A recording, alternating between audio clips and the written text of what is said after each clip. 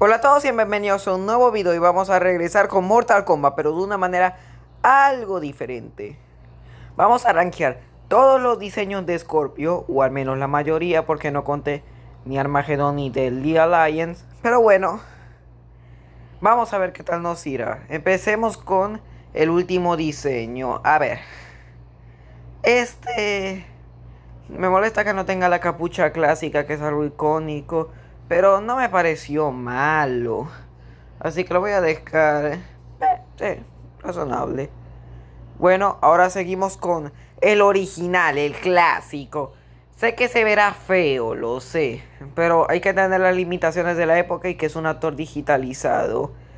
Así que lo vamos a poner en A por el esfuerzo. El que sí no me termina de gustar del todo, porque yo amo este juego, es el Scorpio de Mortal Kombat 11. No me termina de gustar, lo pondré en B.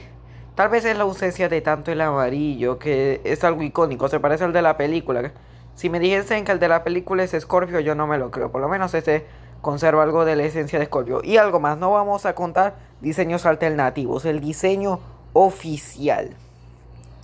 El de Mortal Kombat 2 sé que será el más aterrador, ya que este es el que tiene la mirada más oscura de todas. Oscura en el sentido de que da miedo esos ojos tan blancos. Y por esa razón lo vamos a poner en el rango más alto. Ahora seguiremos con el de Mortal Kombat 3, el más icónico de la saga.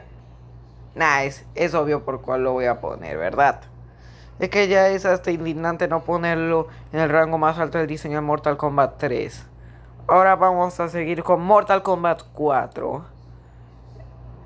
Y este es un caso particular para mí. Sé que se ve feo, lo sé. Pero este me parece un buen diseño, razonable. Así que lo voy a poner en A. Sé que ustedes estarán sorprendidos de cómo va el todo hasta ahora. Y ahora vamos con Mortal Kombat 10. Cuando iba a hacer este video yo lo iba a poner como el peor. Y ahora que lo pienso, este diseño me parece razonable. Pero igual lo pondré en el peor. Ay, se la creyeron, ¿eh?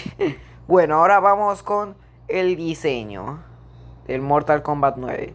Este se caracteriza por tener los mejores diseños de la saga. Y este, según yo, es el diseño definitivo de lo que debe ser Scorpio. Alguien aterrador, imponente.